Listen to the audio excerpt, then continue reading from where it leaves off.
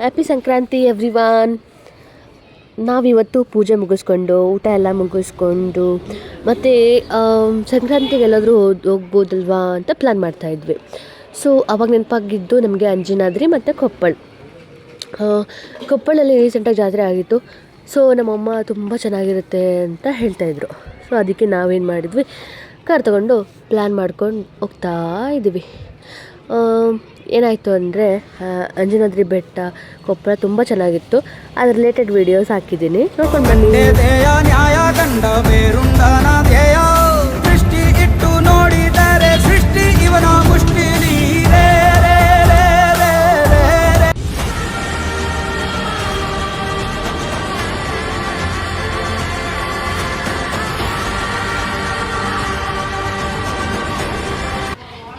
ನೋಡಿದ್ರಲ್ವಾ, ತುಂಬ ಚೆನ್ನಾಗಿತ್ತು. ನಾವು ಹೋದಾಗೂ ಕೂಡ ಊಟ ಎಲ್ಲ ತುಂಬ ಚೆನ್ನಾಗಿತ್ತು ಕೊಪ್ಪಳಲ್ಲಿ. ಮತ್ತು ಸಂಕ್ರಾಂತಿ ಹಿಂದಿನ ದಿವಸ ನಮ್ಮ ಶಿವಾಗೆ ಒಂದು ಹೊಸ ಟಾಯ್ ಬಂತು. ಅವನು ಇವಾಗಂತೂ ತುಂಬ ಎಕ್ಸ್ಪ್ಲೋರ್ ಮಾಡ್ತಾಯಿದ್ದಾನೆ, ತುಂಬ ನಾಟಿ ಆಗಿದ್ದಾನೆ. ಅವನಿಗೆ ಹೊಸದೇನಾದರೂ ಟಾಯ್ಸ್ ಬೇಕೇ ಬೇಕು.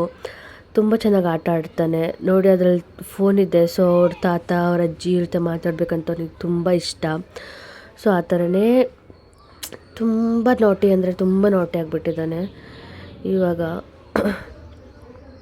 ತುಂಬ ಇಷ್ಟಪಟ್ಟ ಆ ಟಾಯ್ ಕೂಡ. ಮತ್ತು ಶಿವ ಅವ್ರ ದೊಡ್ಡಪ್ಪ ಇದ್ದಾರಲ್ವ, ಅವರು ಹೊಸ ಕಾರ್ ತೊಗೊಂಡಿದ್ರು. ಸೊ ನಾವು ಪೂಜೆಗೆ ಹೋಗಿದ್ವಿ. ಕಾರ್ ಕೂಡ ತುಂಬ ಚೆನ್ನಾಗಿತ್ತು. ಅವರು ಅಗ್ರಿಕಲ್ಚರ್ ಮಾಡ್ತಾರೆ, ಸೊ ಇದು ತುಂಬ ಯೂಸ್ ಆಗುತ್ತೆ ಅಂತ ಅವ್ರು ಇದನ್ನೇ ಚಾಯ್ಸ್ ಮಾಡಿ ತೊಗೊಂಡು ಬಂದಿದ್ದಾರೆ.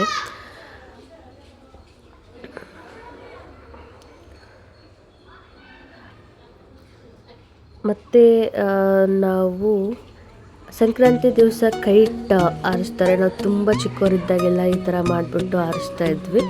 ನಾನು ಒಂದು ಯೂಟ್ಯೂಬಲ್ಲಿ ವೀಡಿಯೋ ನೋಡಿದೆ, ಹಿಂಗೆ ನನ್ನ ಮಗನಿಗೆ ಯಾವುದಾದ್ರೂ ಒಂದು ಕೈಟ್ ಮಾಡಿಕೊಡೋಣ ಅಂತ. ಯೂಟ್ಯೂಬಲ್ಲಿ ನೋಡಿದಾಗ ಇದು ಸಿಕ್ತು. ನಾವು ಹಿಂಗೋ ಮುಂಗೋ ಮಾಡಿ ಒಂದು ಕೈಟ್ ರೆಡಿ ಮಾಡಿದ್ವಿ, ಬಟ್ ಅದು ಹಾರಲಿಲ್ಲ. ನೆಕ್ಸ್ಟು ನಾವೇನು ಮಾಡಿದ್ವಿ, ಒಂದು ರೆಡಿಮೇಡ್ ತೊಗೊಂಡು ಬಂದುಬಿಟ್ಟು ಹಾರಿಸೋಣ ಅಂತ ಪ್ಲ್ಯಾನ್ ಮಾಡಿದ್ವಿ. ಬಟ್ ಇದನ್ನು ತುಂಬ ಎಫರ್ಟ್ ಹಾಕಿ ಮಾಡಿದ್ವಿ, ಬಟ್ ಯೂಸ್ ಆಗಲಿಲ್ಲ. ಇಷ್ಟೇ.